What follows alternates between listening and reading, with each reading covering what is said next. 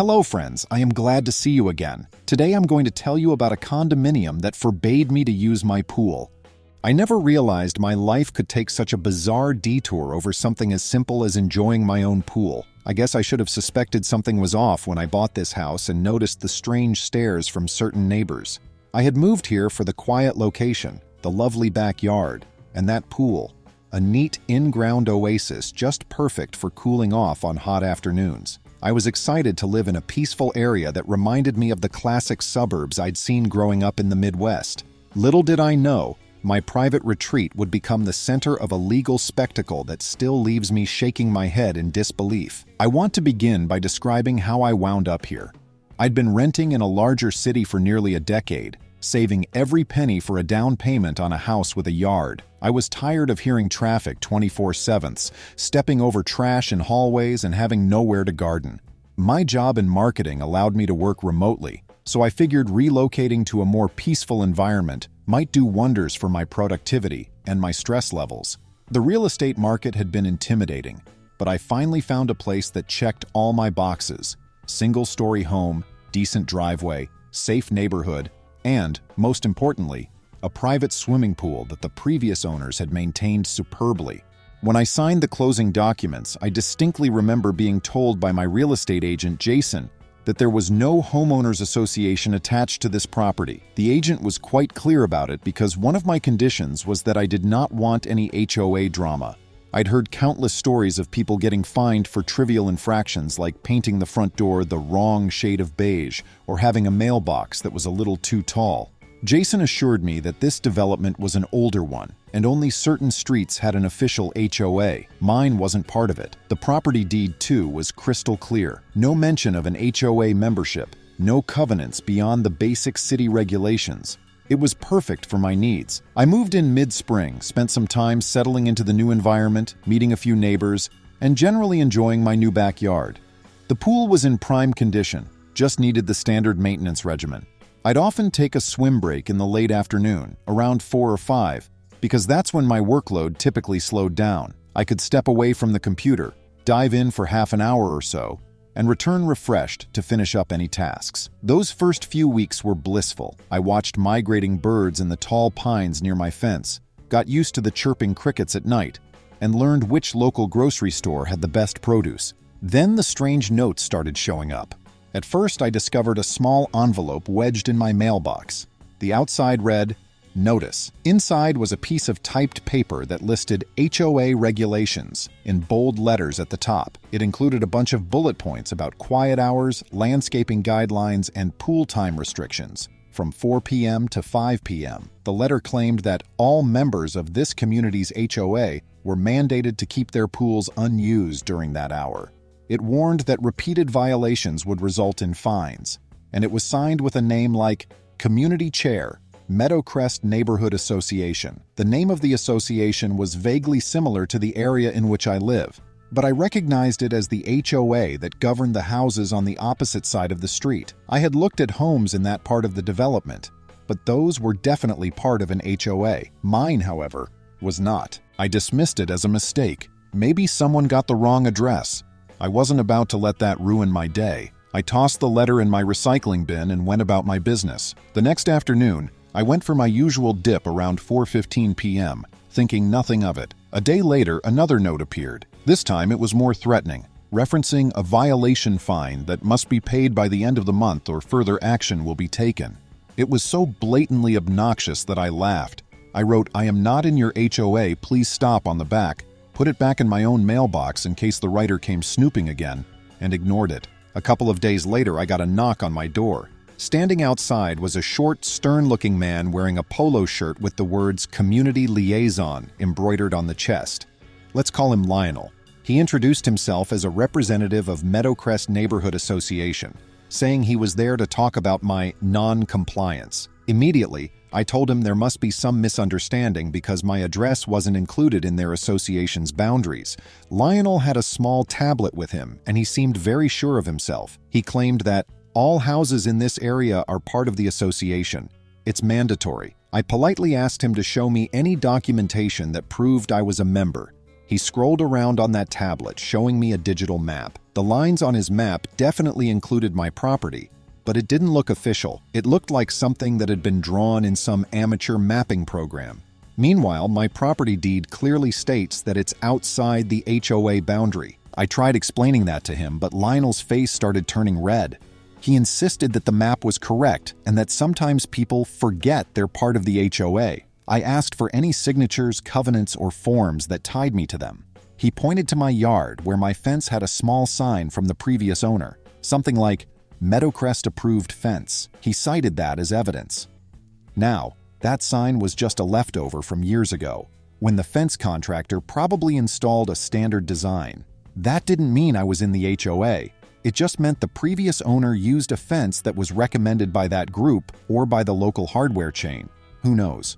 Regardless, that sign wasn't a contract, but Lionel insisted that it was proof enough that I was, in fact, a paying member of Meadowcrest Neighborhood Association. I told him kindly to leave, and if they had any more concerns, they could communicate in writing.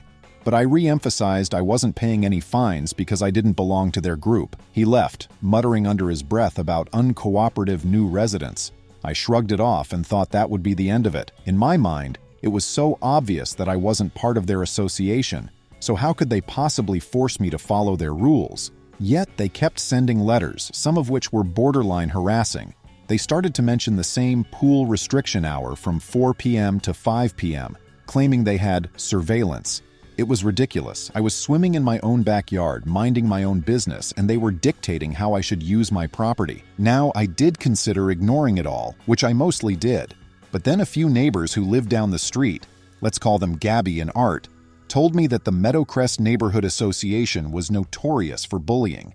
They said the HOA had previously tried to impose rules on other houses that had no legal ties to them. Usually, people just gave in, paid their fines to avoid conflict, or they threatened to sue the HOA, which typically fizzled out.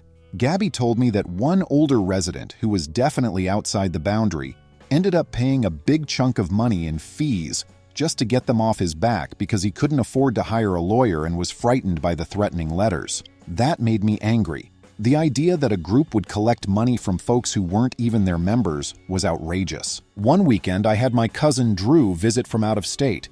Drew is an attorney specializing in small business law, not real estate, but I trust him. I explained the situation. Drew took a look at my deed, looked up the local property records, and confirmed that I was indeed not bound by Meadowcrest Neighborhood Association's covenants. He suggested I send them a formal cease and desist letter, or, at the very least, respond in writing, referencing my deed and the legal boundaries so that if this ever ended up in a legal setting, I'd have proof I tried to clarify the issue amicably. He even drafted a short letter for me, which I promptly mailed via certified mail to the address listed for the HOA board. A few days later, I received a letter back. It was typed in all caps, referencing some bylaw sections that apparently applied to everyone in the immediate vicinity. They included a CC note for their own attorney, someone named Carter. The letter ended with an ultimatum. Either I adhere to their restrictions, specifically the no pool use from 4 p.m. to 5 p.m., or they would proceed with legal action to enforce compliance. It even demanded that I pay a backlog of unpaid association dues for the last year. This was absolutely absurd. I'd only owned the house for a few months, and the previous owners had not been part of any HOA either. The nerve of these folks, all because they claimed their bylaw applied to everyone. That kind of language might scare some people, but it only fueled me to stand my ground. My cousin encouraged me to ignore their demands and be prepared. If they dared to sue, we'd have a straightforward case. In the meantime, he reached out to a real estate attorney friend of his, let's call her Tamara, for a quick consult. Tamara confirmed that we had a strong position because the local planning office's official neighborhood lines and the deed were definitive. She joked that sometimes HOAs try to overreach, but this was one of the most blatant cases she'd seen in a while. I started to wonder if the HOA was hoping they could bully me into submission so they could bring me under their membership and collect more dues. Maybe they wanted to keep my pool off limits during that hour so neighbors on the other side didn't complain about noise. I wasn't sure. All I knew was that I wasn't budging. The next part of the saga began one Sunday afternoon. I was relaxing in my living room when I heard a sudden commotion outside by my gate. I went to investigate and saw two people standing by my fence with a camera pointed toward my pool area. Both wore shirts with Meadowcrest Board Volunteer in big letters. They were taking pictures of my yard without my permission. I shouted from my porch for them to leave. They shouted back that they were collecting evidence of my violation. This was beyond intrusive.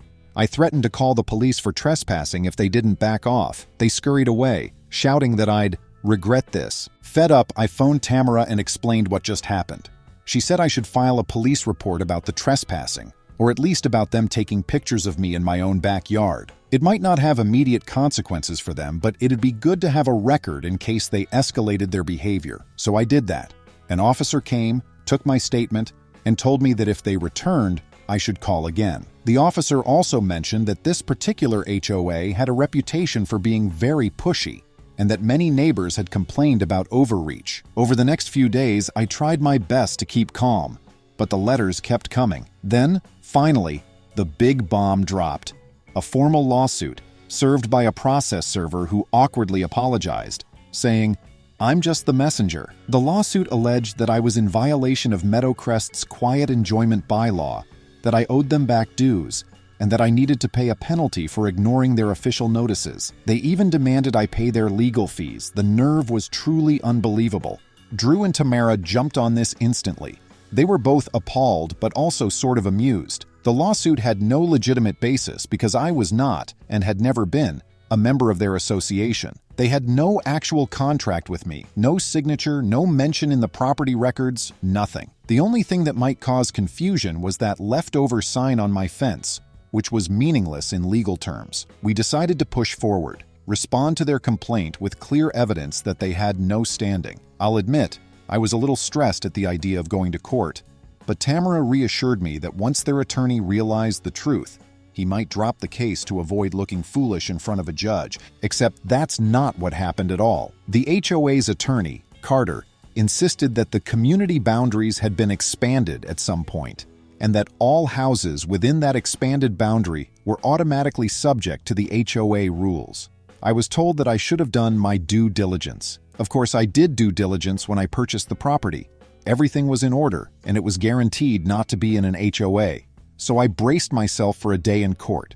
In the meantime, while we prepared our arguments and gathered official documentation, I discovered that the HOA had started sending letters about me to other neighbors, calling me a troublemaker. They wrote that I was uncooperative and would cause property values to drop. One neighbor named Eloise forwarded me an email from the board that basically told everyone to keep an eye on me. Eloise was furious on my behalf because she knew how intrusive they could be. She said they tried to fine her once for painting her garage door white instead of the HOA-approved off-white color, except she wasn't in their membership either. She was able to get them off her back only after threatening to report them for harassment. That gave me a bit of extra confidence. I knew I wasn't alone in this madness. One interesting subplot during this time involved my friend Paige.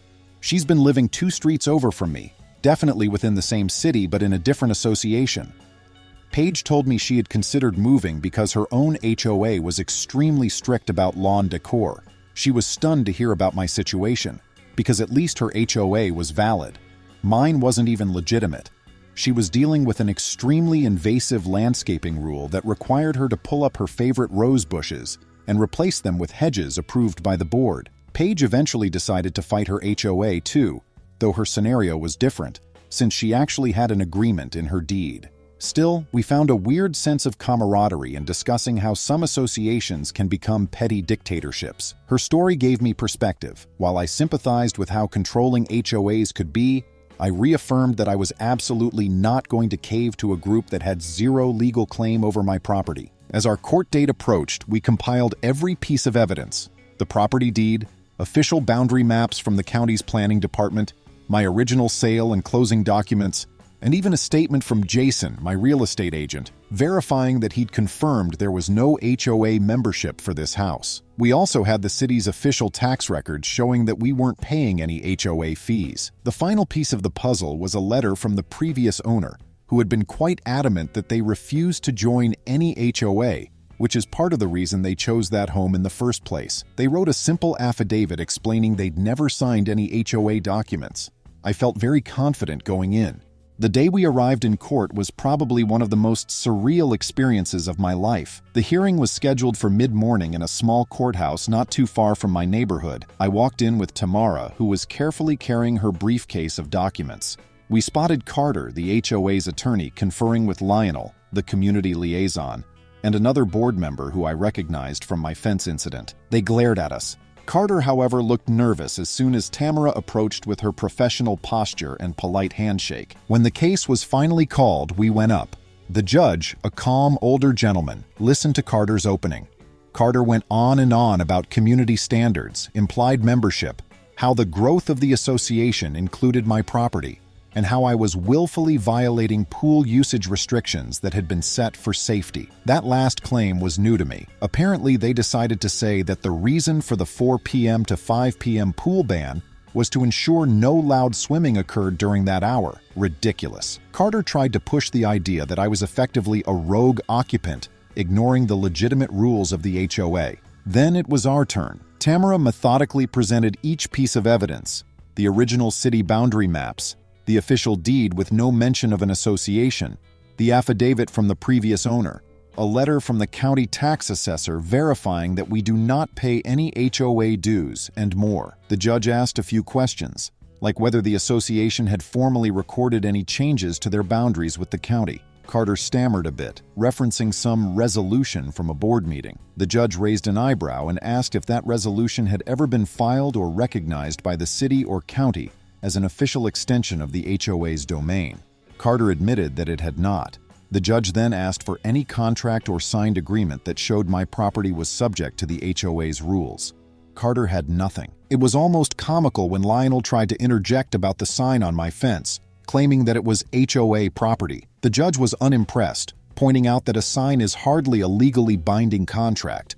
It was evident that they had no real argument. Their entire lawsuit was based on an assumption that they could unilaterally expand their membership, which is definitely not how property law works. The highlight came when the judge asked Carter, "Do you have any other evidence showing that the defendant is a member of your organization?" Carter, looking defeated, shook his head. The judge promptly announced that the HOA's lawsuit had no standing.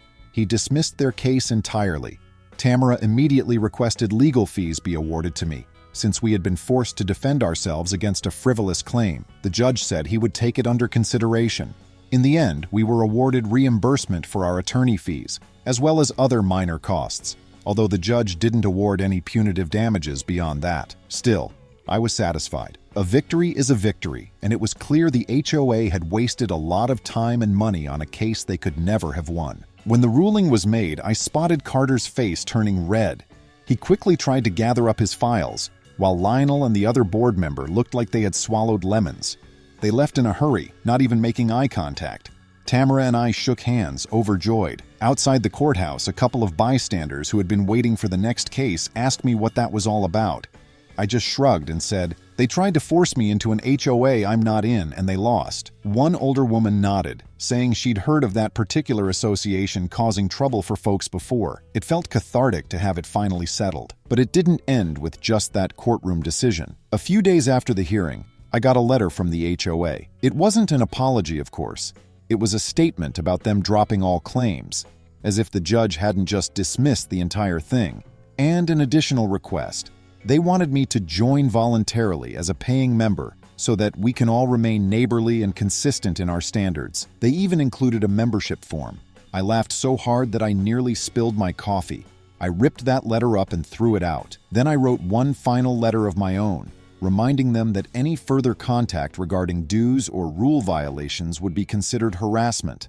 I cited the case number and gave them Tamara's contact information if they had any confusion. I sent it certified mail so they couldn't claim they never got it. Since then, things have been relatively quiet. I still swim in my pool whenever I want, especially around 4 p.m., just to make a point. Every once in a while, I notice a Meadowcrest volunteer drive by, but they don't stop or bother me anymore. One or two of the neighbors within the HOA told me they heard about the ruling and were secretly cheering me on. Apparently, many of them are unhappy with how overzealous the board has become, but they're locked into actual membership and can't easily extricate themselves. Some told me they might push for new leadership in the next election cycle. As for the reimbursement of my attorney fees, Tamara guided me through the process of collecting it. The judge's order stated that the HOA was responsible for the full amount of my legal costs. At first, they tried to resist paying, but Tamara filed the necessary motions and eventually threatened them with garnishing the HOA's bank account. They coughed up the money soon after. It wasn't a massive windfall, but it was enough to cover Tamara's fees and some of my time off work to handle the case.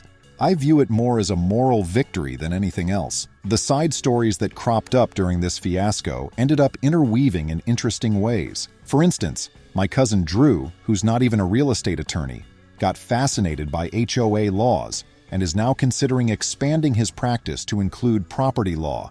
He said he never realized how complicated and occasionally absurd HOAs can be. Meanwhile, Paige, who fought with her own legitimate HOA over her rose bushes, ended up reaching a compromise. She offered to plant additional hedges but refused to remove the roses that had sentimental value. Her board was more receptive when she threatened them with official complaints for selective enforcement. It's not always that easy for everyone, but I'm glad she found a solution. Over time, my little victory story spread among other neighbors who'd been harassed or threatened. One older man named Kerry stopped by my house one afternoon while I was pulling weeds in my front yard. He told me about how the HOA had been pestering him about the color of his gutters for years, even though his property was supposedly grandfathered in. He said the difference was that he'd signed an agreement to be part of the HOA decades ago.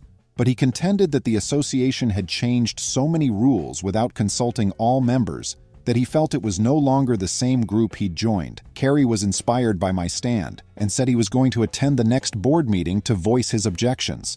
It felt good to know that standing up for myself had a ripple effect. Perhaps that board would start listening to its actual members if more people spoke out. But the strangest twist occurred about 3 months after the case. I got a visit from a city official, a code enforcement inspector, who politely asked to see my backyard. Apparently, the HOA had filed a complaint stating that my pool was built without the proper permits.